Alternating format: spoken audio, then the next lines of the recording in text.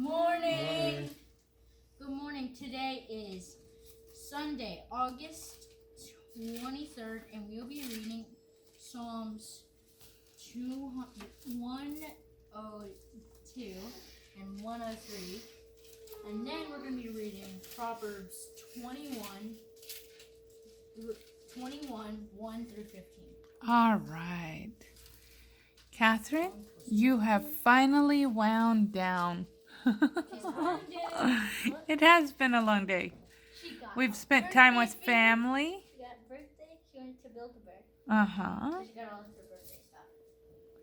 And now she's snuggling up with one of her birthday. She got that one, and she got a My Little Pony plush. Somewhere. Oh, it went upstairs? All right. Y'all ready? Okay. You're getting to your 102. Will you help him find 102? Oh, okay. All right. Yes, sir. From tears to praise. Listen, Lord, to my prayer. Listen to my cry for help. You can't hide your face from me in the day of my distress. Stoop down to hear my prayer and answer me quickly, Lord. For my days of happiness have gone up in smoke. My body is raging with fever. My heart is sick, and I'm consumed by this illness, withered like a dead leaf. I can't even eat. I'm nothing but skin and bones. Nothing's left of me but whispered groans. I'm depressed, lonely, forgotten, and abandoned. I'm sleepless, shivering in the cold, forlorn and friendless. Like a lonely bird on the rooftop, my every enemy mocks and insults me incessantly. They even use my name as a curse to speak over others. Because of your great and furious anger against me, all I do is suffer with sorrow, with nothing to eat but a meal of mourning. My crying fills my cup with salty tears. In your wrath, you have rejected me, sweeping me away like dirt on the floor. My days are marked by the lengthening shadows of death. I'm withering away, and there's nothing left of me. But then I remember that you, O Lord, still sit enthroned as King over all. The fame of your name will be revealed to every generation. I know you are about to arise and show your tender love to Zion. Now is the time, Lord, for your compassion and mercy to be poured out. The appointed time has come for your prophetic promises to be fulfilled. For your servants weep in sympathy over Zion's ruins and feel love for her every stone. When you arise to intervene, all the nations and kings will be stunned and will fear your awesome name, trembling before your glory. Yes, you will reveal yourself to Zion and appear in the brightness of your glory to restore her and give her children. He responds to the prayer of the poor and broken and will not despise the cry of the homeless. Write all this down for the coming generation, so recreated people will read it and praise the Lord. Tell them how Yah looked down from his high and holy place, gazing from his glory to survey the earth. He listened to all the groaning of his people, longing to be free. And he set loose the sons of death to experience life. Multitudes will stream from Jerusalem to praise the Lord and declare his name in Zion. Peoples from every land, their kings and kingdoms, will gather together to worship the Lord. But God has brought me to my knees, shortening my life.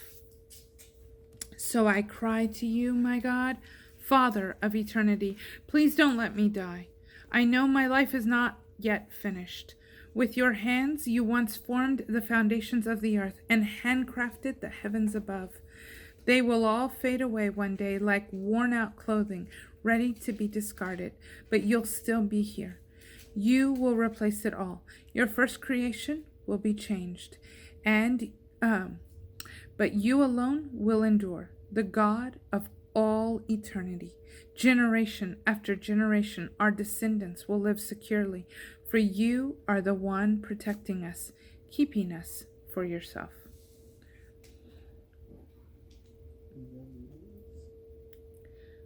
And then 103. Our Father's love. With my whole heart, with my whole life, and with my innermost being, I bow in wonder and love before you, the Holy God. Yahweh, you are my soul's celebration. How could I ever forget the miracles of kindness you've done for me? You've kissed my heart with forgiveness in spite of all I've done. You've healed me inside and out from every disease. You've rescued me from hell and saved my life. You've crowned me with love and mercy. You satisfy my every desire with good things. You've supercharged my life so that I soar again, like a flying eagle in the sky. You're a God who makes things right, giving justice to the defenseless. You've unveiled to Moses your plans and showed Israel's sons what you could do. Lord, you're so kind and tender-hearted to those who don't deserve it, and so patient with people who fail you. Your love is like a flooding river, overflowing its banks with kindness. You don't look at us only to find our faults, just so that you can hold a grudge against us. You may discipline us for our many sins, but never as much as we really deserve. Nor do you get even with us for what we've done, higher than the highest heavens. That's how high your tender mercy extends. Greater than the grandeur of heaven above is the greatness of your loyal love, towering over all who fear you and bow down before you. Farther than from a sunrise to a sunset, that's how far you've removed our guilt from us. The same way a loving father feels toward his children. But that's a sample of your tender feeling towards us, your beloved children who live in all of you. You know all about us, inside and out. You are mindful, and we're made from dust. Our days are so few, our momentary beauty so swiftly fades away. Then all of a sudden we're gone, like grass clippings blown away in a gust of wind, taken away to our appointment with death, leaving nothing to show that we were here. But Lord, your endless love stretches from one eternity to the other, unbroken and unrelenting toward those who fear you, and to those who bow face down in awe before you. Your faithfulness to keep every gracious promise you've made passes from parents to children to grandchildren and beyond. You are faithful to all those who follow your ways and keep your word. God's heavenly throne is eternal, secure, and strong, and his sovereignty rules the entire universe. So bless the Lord, all his messengers of power, for you are his mighty heroes who listen intently to the voice of his word to do it. Bless and praise the Lord, your mighty warriors, ministers who serve him well and fulfill his desires. I will bless and praise the Lord with my whole heart, and let all his works throughout the earth, wherever his dominion stretches, let everything bless the Lord. Now we're going to read Proverbs. Okay. So yes, now we're going to go to Proverbs 21, 1 through 15. Okay. That's what I can help you. I'm at 30. Hang on, I'm getting there. Almost 29, 22. 22, 21, 21, Okay, 1 through 15. Okay. All right. Get here. God is the source of wisdom. Who is the source of wisdom? God. God is the source of wisdom. It's as easy for God to steer a king's heart for his purposes as it is for him to direct the course of a stream. You may think you're right all the time, but God thoroughly examines our motives. It pleases God more when we demonstrate godliness and justice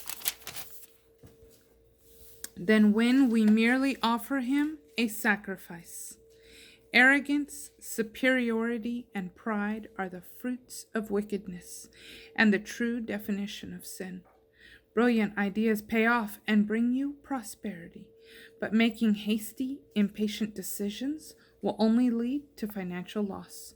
You can make a fortune dishonestly, but your crime will hold you in the snares of death. Violent rebels don't have a chance, for their rejection of truth and their love of evil will drag them deeper into darkness. You can discern that a person is guilty by his devious actions and the innocence of a person by his honest, sincere ways. It's better to live all alone in a rickety shack than to share a castle with a crabby spouse. The wicked always crave what is evil. They'll show no mercy and get no mercy.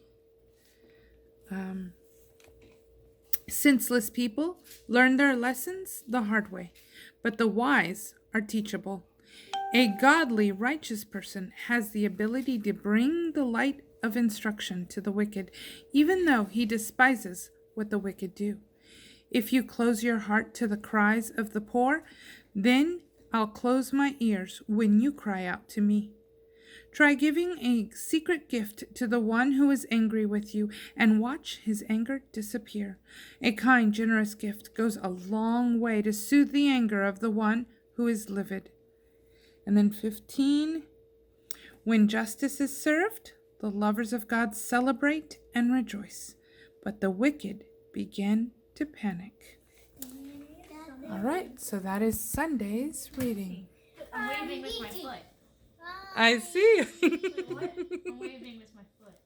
I actually can't do that with my left. I can only move my arm there. But I can do that with my right. That is interesting. Bye. Have a great time. You're waving with your foot too? You can. Okay, so we're waving with our feet and with our hands. Bye. Have a great day. Bye. And a wonderful week. Sunday. Yes, Sunday.